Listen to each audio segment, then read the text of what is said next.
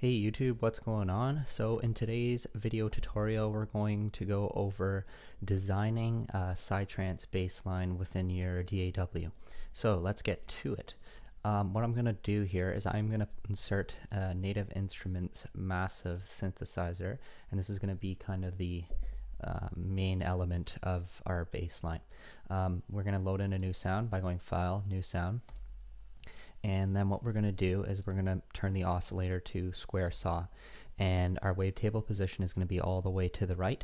And basically what this does is it tells the synth to play only a saw wave. So if we were to move between the square and saw, we would get like a kind of a cool combination of the two waveforms, which is one of Massive's strengths. You can kind of combine different waveforms like that. But what we want for our purposes is just a full-on saw wave, because there's a lot of harmonics in it, so it's kind of good for bass elements in dance music. Then what we're going to do is we're going to tell this particular oscillator to go to filter 1, okay? And we're going to turn our filter order to serial. So basically what's going on here is this oscillator is going to generate noise. It's being routed exclusively to filter 1. And then it's going to go into this filter, it's going to pass through to filter 2, and then it will go into our mix here, which is just basically tells the synthesizer how much of each filter's sound to output. So we'll just put that in the center because we want both sounds to be outputted equally. This goes into our amp, and then it goes into our master volume here, and we can adjust how loud or how quiet it is. Okay. So another thing you want to do is you want to make sure that this is our filter volumes. You want to make sure that the volume for both filters are on, so that you can actually hear them when you're making adjustments. Okay, let's get into the programming of things. So we have our 4 on the floor kick drum programmed in already. Here's our Massive synthesizer. I'm just going to label it bass, and I'm going to go to grid or bar snap, sorry, and I'm going to just draw in 1 bar.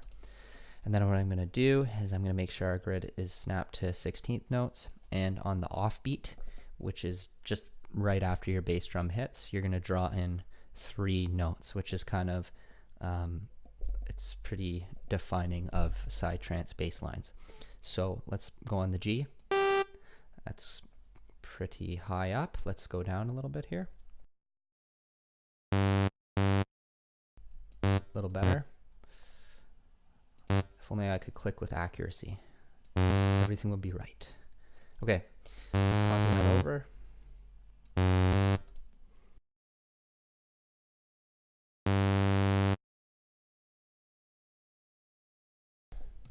Okay, and now what we're going to do is we're going to select all of our notes here, and we're going to turn the snap off and make them a little bit shorter. And basically what this does is every time a new note is hit, MIDI note is hit, the synth generates a sound right away. If you had them kind of overlapping, you don't really get a very consistent sound. So yeah, let's go back into our Massive here and start actually programming in our sound. So I'm going to put on a low pass filter here, and then what I'm going to do is I am going to choose a cutoff point which sounds okay. So let's get to that.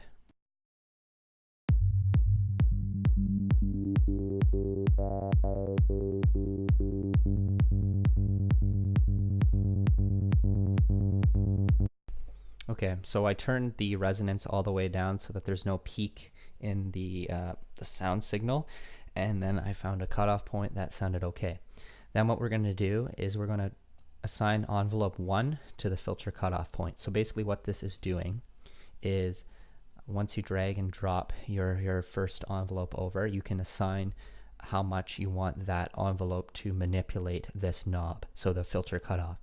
So if I click and drag on here, you see a blue line or a blue curve gets drawn in, and basically what this is it's saying, okay, the filter cutoff frequency is actually going to be up here, right?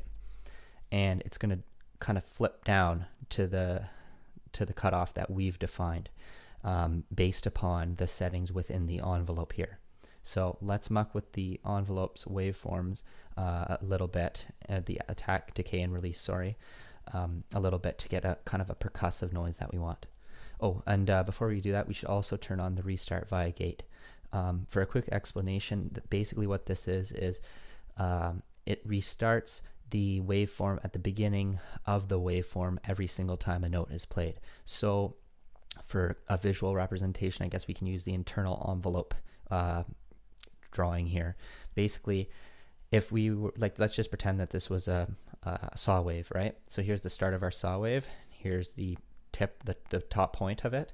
Basically, when we turn this on, every time a note is played, it starts at the very beginning of that waveform. So it's not going to start at the tip. It's not going to start in the middle here. It's going to provide a consistent punchy sound, which is something that you want within your Psytrance bass lines, obviously. Okay, so let's go back to our envelopes and muck with the settings a little bit here and see if we can find a noise that we like.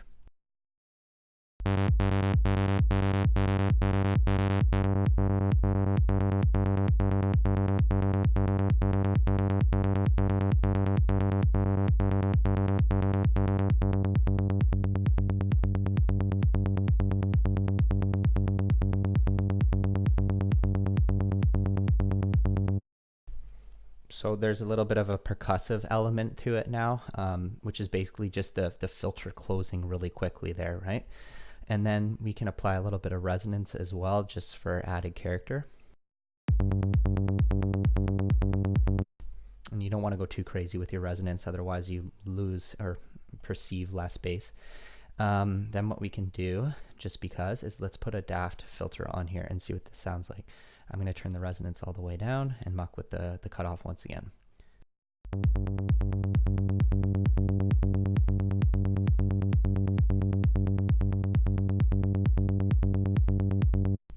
Let's put a little bit of resonance in to see what it sounds like.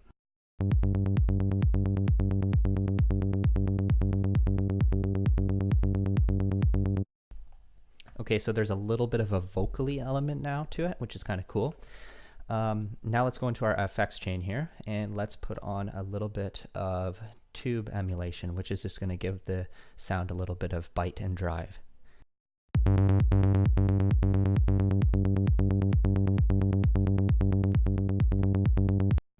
Right, so there's a little bit more presence to it. And then what I like to do is I put on a dimension expander at the end of the chain just to give it a little bit more space in the stereo field. You want to be really careful when adding space into your bass lines, because you want your bass elements to be in the center of the stereo field. It's just something that you want. So I'm going to be very, very conscientious of how much of this effect I apply here. And if it starts to get too out of control, I'm going to back off a bit.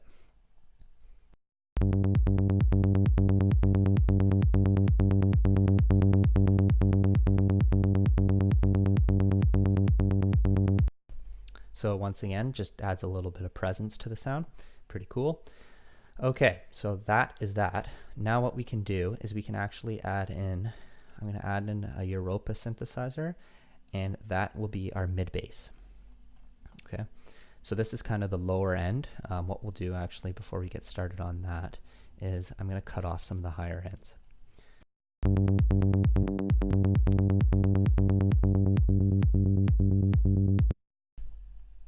Okay, kind of cool. I'm going to reset this, and then I'm going to copy this MIDI clip over to the new mid bass. Welcome to Caps Lock. All right. So what we're going to do with this one, since there's a little bit of less low frequency content, is we can be a bit more liberal in our effect chain.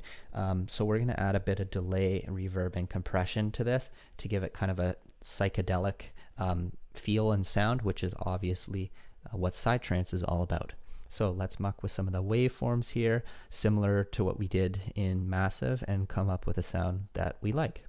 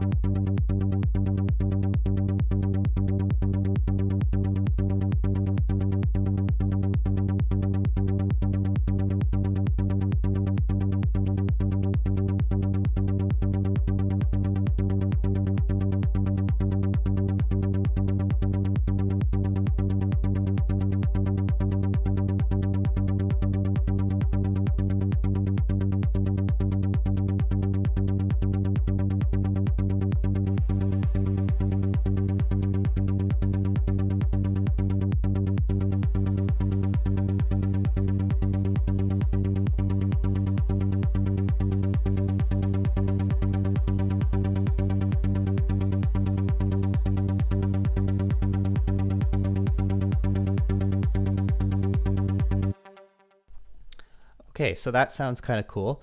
Just a quick lowdown of what I did here. So I changed the waveform to a saw wave, and then I cut out some of the lows so that it's not interacting too much with our bass, our massive bass. I put a unison on to make this sound a bit wider. I clicked this button basically just to route this waveform, this oscillator engine, which is what they call it in Europa, into this filter. And then I put a bit of drive for some character, turn the resonance up a little bit for kind of a unique sound. I turned the frequency down and applied some of our envelope 1, which is down here, very similar to what we did in our original bass here, basically to just snap this frequency down to our assigned value. I turned the decay down a little bit so that the sound didn't last for quite as long, and it was a little bit less muddy and kind of more bitey. And then turn on our delay, some reverb for space, and compression afterwards to bring out some of the elements in the delay and the reverb. So that is basically it. I mean, you can assign more oscillators as well to make your own unique sound, and just be conscientious, that there's not too much interference going on. But yeah, it's pretty cool. It's pretty fun. What you can also do is you can go into your MIDI clip, and just for a quick example here, I'll show you, like, you can mess around with the notes to come up with a different pattern and have something that sounds kind of cool. So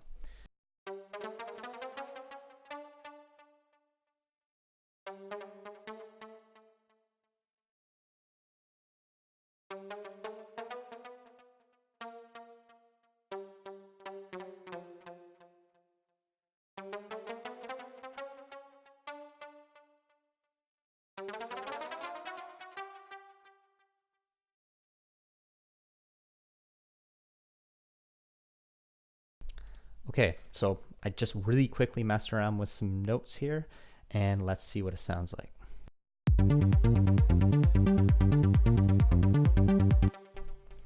We can probably even drop this down an octave because it's pretty high.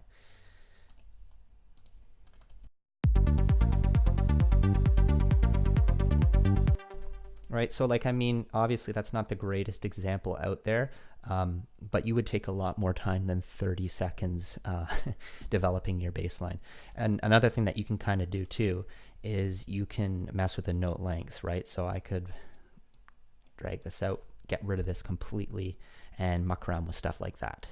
Yeah, so that's basically it. Hope you guys learned something, and have a good one.